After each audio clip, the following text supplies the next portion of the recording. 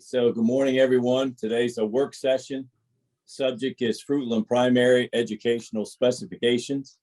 So unless Micah wants to say anything, I was just going to kick it over to Mrs. Ashby and Mrs. Campbell. I'll just start by saying thank Okay, you good. to Mrs. Ashby and Mrs. Campbell and the entire planning and construction team. We're excited about moving forward with the Fruitland Primary School project, and I appreciate all the hard work that they put in to get us to this point. Perfect. All right, so I'm going to kick us off this morning. I'm going to share my screen. Please confirm you can see that. Should be the opening slide. So good morning, Superintendent Dr. Stauffer, Chair Malone, Vice Chair Murray, and the board. We're before you today to review the educational specification for Fruitland Primary. Before we get into the process and steps taken to compile the Fruitland Primary EdSpec document, we wanted to revisit the basis for the feasibility study. For Fruitland Primary, the Beaver Run program was used. The recently opened Beaver Run Elementary School is built for the same pre-K through second grade configuration as the existing Fruitland Primary School. As part of the Beaver Run project, an extensive educational specification process was undertaken, leading to the design of the 650 student school. Senior leadership and instruction felt this program would best meet the needs of the Fruitland Primary community. As part of the abbreviated EdSpec process, the program was refined and slightly adjusted to support the educational specification we'll review today. A typical feasibility study compares various options. You guys have seen this before. These were the options that we reviewed as part of that study. They use those options to determine the best solution for an individual project. Before comparing the options, we need to get a clear idea of the outline of programs needed. As mentioned previously, Fruitland Primary Feasibility Study, the Beaver Run program was used. As approved during the September 13th board meeting, all agreed that option E, shown here, a replacement school, best meets the needs for the Fruitland Primary students, staff, and community. Here's a brief overview of the schedule we anticipate. Our goal is to present this educational specifications document to the board for approval at the October 11th meeting. A feasibility study and educational specification are required submissions to the state in support of this project's FY 2024 CIP planning request. A typical educational specification looks at space program, adjacencies and location, and quality of space. A series of faculty staff interviews would be conducted and project goals would be established. To simplify the process for Fruitland Primary, virtual meetings were held with instructional supervisors and administration to review the Beaver Run space program. This is the section of the educational specification process which we focus the most time and effort on. Meetings reviewed future instructional needs in comparison to Beaver Run. Blueprint implementation and pre-K space needs were discussed, as well as community use spaces specific to Fruitland Primary community. Site and building goals were carried over from Beaver Run EdSpec, as all agreed that these should remain consistent in new school construction. As you'll note here, some of those have a strong presence, be secure, create uniformity, and be flexible, as well as some site goals with separating staff parking and vehicular traffic and secure vestibules. Pretty typical. The group also looked in detail at the future classroom count needs at Fruitland Primary, and multiple discussions led to the finalized program you see here on the right. The proposed program adds 4 new classrooms to the existing Fruitland Primary program, allowing flexibility within the pre-K through second grade configuration in the future. Keep in mind that the Fruitland School's boundary, seen in purple down at the bottom, is adjacent to many other elementary populations, allowing flexibility with pre-K enrollment in support of Blueprint with the additional capacity planned.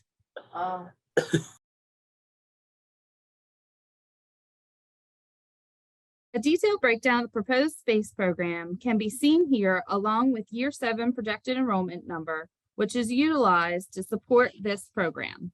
This proposed space program adds an additional 162 seats compared to the current state rated capacity of 474.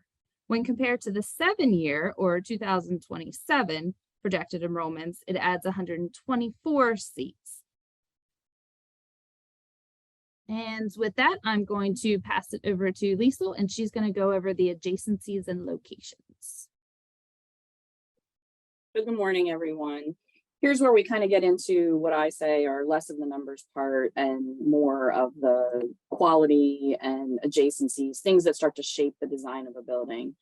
So the next step in the process is talking through what things need to be close to other things, critical adjacencies, access, whether it's site or other things, specific site elements, locations of playgrounds and such, and other environmental factors. So as part of the Beaver Run EdSpec process, a building block game piece exercise was facilitated to determine those key adjacencies and locations. Some of the overall design considerations include locating the media center and administration near the main entrance, having classrooms be towards the rear of the building for safety while keeping grade levels together, but also giving those grade levels flexibility in case there's an enrollment bubble. And also they asked for consideration having the youngest students be close to the administration suite, health, and bus entrance. And something that we see with every project is a request for lots of natural light. And I just want to remind the board that the bulk of this work, although it was done with the Beaver Run process, it was valuable in the Fruitland primary process because during COVID, we weren't able to gather and have these large meetings where we could do these type of hands-on exercises. Next slide. So the pieces that we're going to get into next are, shapes of rooms, configurations of rooms, colors and textures of materials, amount of light, fresh air, and then furniture, fixtures, and equipment in that individual space. So the final step in the EdSpec process for Beaver Run, a brown paper exercise was facilitated. And what they do is they put up a series of photographs of educational spaces that are typical classrooms, corridors, media center, exterior, etc. And that's to gain a better understanding of the quality of space desired in a new building. I'm sure you've all heard a picture speaks 1,000 words, and it's always interesting when people walk through. Some comments will be positive, I like this, while others may be on that same exact photograph, not a fan of these things. So while we know we can't make everybody happy 100% of the time, it's good feedback to get a feel for what people are thinking should be a quality space for that individual building. This is often a process that is repeated as part of the first step in the design process. So with that would be schematic design if we receive funding, and it will be revisited as we move forward with Fruitland Primary. So Can we ask questions as we go, or should we just wait till you're done? No, feel free. Mr. Fitzgerald has a question, and so do I. Is 650 big enough for this school because of the growth in the Fruitland area, or is that as big as we can make it? So, Kayla, what's the number? Is it 630, 637? Is that what the number was? Hold on. No, it's for which number are you referencing? Okay, so for Fruitland Primary, it would be 636 students. Okay, And- so that's 124 more seats than we have now, Correct. Yes. and that's the max we could go based on state guidelines of, or not? This is even beyond state guidelines. So Okay, you may that's- recall, as part of the feasibility study, that cost shift is going to shift more towards local because we're building in this additional capacity. So that's the max capacity that we could build in. If we thought it should be 700, we couldn't do that. If you thought it should be 700, we can build it at 700. It would be with much less state support. It would have to shift to local. But Okay, and I don't want to put Dr. Briggs on the spot, but between senior leadership, At one point, we had it a little bit higher and backed it down a little bit just because of what the projected enrollments are for that individual building. And as Kayla showed, you have a lot of adjacent schools. So there Right. is some flexibility within pre-K population. So Okay, I think 100 plus seats is pretty beneficial. Granted, we have no control over if some development goes in 10 years from now and blows that Right. out of the water, but we're doing the best we can with the knowledge we have available to us at this point in time. okay. Good answer. Thank you. So I will add that on the state funding forms, the way we filled them out is that we've added Y3 students, which are currently served at that location and which we anticipate to be served at that location in the future for the 7-year projected enrollments. And that is not, that's not something we typically would add to a funding form. The state doesn't recognize Y3. So moving forward, we're trying to push in support of Blueprint that these are students that we need to serve at this location. Yeah, the only thing I Okay. would add there, Kayla, is that, or reiterate, not add, to clarify, the state's not recognizing Y3s, but the Blueprint calls for us to serve Y3s. And so that's why, again, working with Kayla and Lisa, we decided that they definitely need to be included in this, and it enabled us to tick that number up to what we think is a good sweet spot. So Y3s are third graders. I mean, I don't understand Y3s. All right, pre-K students who are 3 years old, Oh, okay. pre-K 4s, and then we do have pre-K 3s as well. The Blueprint calls for us to serve all Y3s from the most from homes of poverty. Okay. I still don't know all the acronyms after 6.5 years on the board. Gene, I have a question. I had myself muted and couldn't get in there. And it goes back to the last numbers we were talking about. How did we get around this, I guess, state mandate to have all these extra seats built into the new construction? I've asked for years to do this, and was always told that no, the state wouldn't allow, but so many, and now all of a sudden we're way over. Is this something that's changed? Is it just for new construction? Can it be done for renovation? I'm a little confused here. Mr. Palmer, the only thing that's changed is Blueprint. So we're hedging that the state funding associated with construction is going to catch up to what is happening on the Blueprint side. Previously, it wasn't. We could, I think we explained back in Beaver Run, you could have built an additional 4 classrooms. It would have all been locally funded because the state has very strict formulas in what they choose to fund. And when we talked about it in the feasibility study, this job takes a significant shift in local funding versus state funding. We're hopeful that we can close a little bit of that gap as IAC begins to recognize what's happening on the instructional side with Blueprint. Senior leadership made it clear that any opportunity we have to build additional capacity now that Blueprint is going into effect, we needed to take advantage of, which is what we are doing. Yeah, I agree with that. I wish we could have done it years ago. Thank you. I'm sorry, interrupted your presentation, Lisa, but I figured it'd be easier if we all ask questions as we go. Oh, no, you're fine. You know me. I love questions. Got plenty for you. Yeah. So here we're looking at, so it's a overall summary of the program on the left, which shows a total of 97,412 square feet. On the right-hand side is a breakout of the overall budget, which was option E, which was presented to you in the feasibility study. Included in the total gross square footage are proposed community partnerships with Chesapeake Health for the Wellness Center and Wacomico County Parks and Recreation for gymnasium and program space. I want to point out on the slide, the portion of the slide on the right, a significant portion of this draft budget is due to projected escalation. I mean, look at that number, it's $21 million. That could be reduced the earlier design is funded and we're able to start working towards schematic design. If the project was bid now, its overall budget would be significantly less, but we don't have a design to go out to bid right now. So obviously we need a year, year and a half's worth of time once we are able to secure funding to support the design of this project. So I think I'm stating the obvious. So if we didn't have the escalation, the project cost $64 million. If you were to bid it today, Mr. Miller, yes, which is, Wow. it's not an apples to apples comparison because I don't have I a know. design to bid today, but Pretty close. Yeah. we're carrying that because what normally happens is it takes a while to get that snowball rolling, so to That's speak, for that 25%. funding, so that we're able to get an AE on board.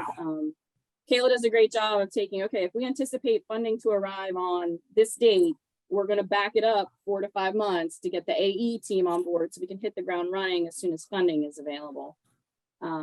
There's a couple different options available to us now that the state does participate on design costs, but currently we're seeking design costs locally and planning approval to the state and then future construction funding to the state. But as always, things change. We're keeping our options open and would advise senior leadership accordingly if something were to shift where it would be favorable to pursue funding from a different area on that cost split. Got it. So that's the bulk of the presentation for today. I think Kayla has some dates on the next slide. But if you have any other questions, and the draft document was loaded up to board docs, which is the nitty gritty and all of those detailed pieces. So we would open it up for any questions that you have further. So what would happen if that 21, almost 22 million escalation doesn't cover it? We'd have to go back to the county or the state for more money, or they would say, you're out of luck, go find it somewhere else. So I think it depends on what that scenario is. We always want to put, the board in a position where obviously we don't have to go ask for more money if we don't need it, which is why we put those escalation and contingency factors into projects. We can't always guarantee it's going to happen. Given the volatility of the market now, although you'll see like lumber prices are dropping, but you may see them uptick again because Hurricane Ian came through and they're going to have to go through scavenge building materials to make repairs in those areas. So if there's one thing, construction is constantly, up and down thing. So we do our best to try to mitigate what may happen over a 7-year span, which is very complicated and difficult. So, but we try to not have to go in with a larger project budget if we don't have to. I think it's, that escalation, we used to typically escalate at like 2 to 3%. This escalation was more like 5 to 6%.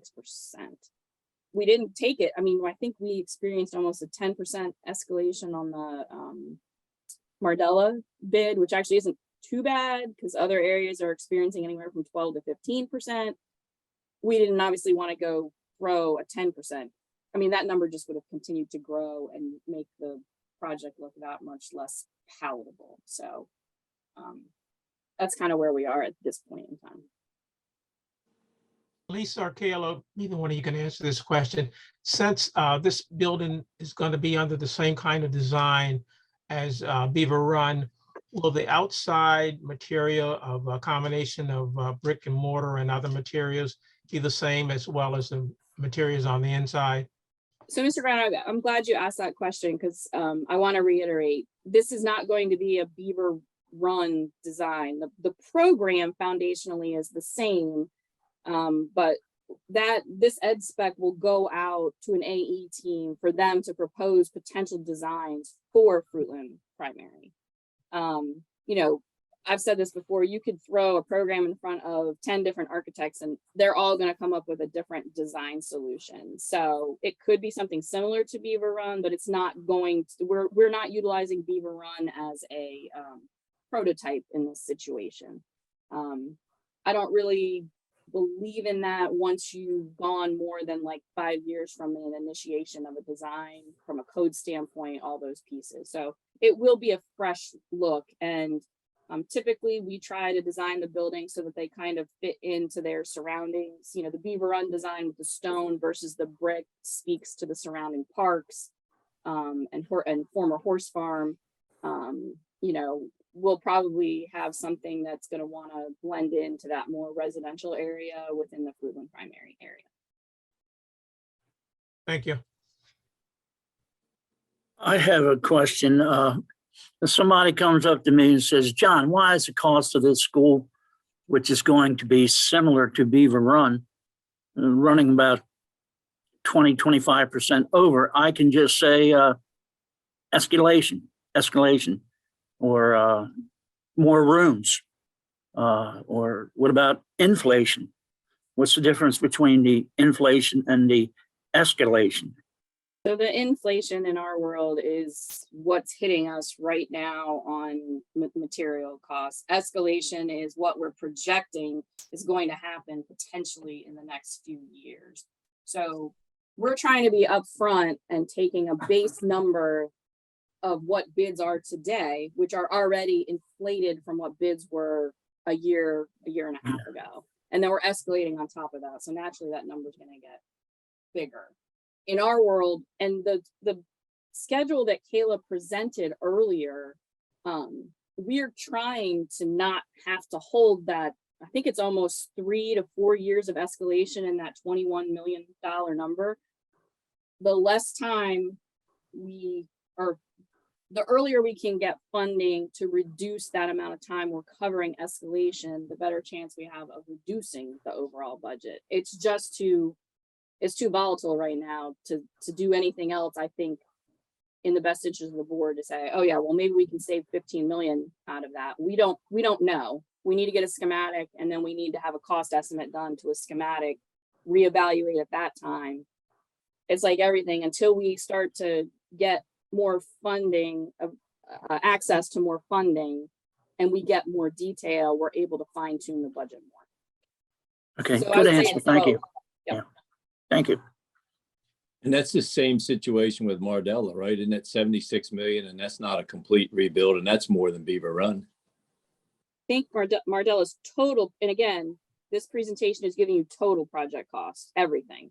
Our Okay. design fees, legal fees, furniture, fixture and equipment, any necessary technology.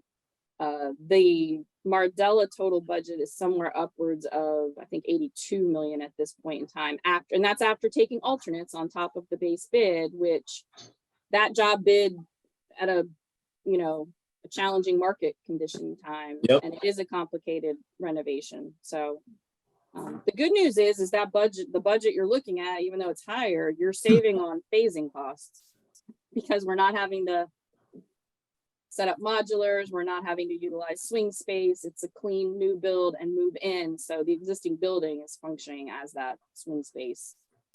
So you have that cost savings, if you recall, from the ABCDE options that we looked at. You're not paying for swing space with this option. I commend you, because in this market, it's very difficult to price anything, plan costs. It's a nightmare. I fully face that every day sitting in this office.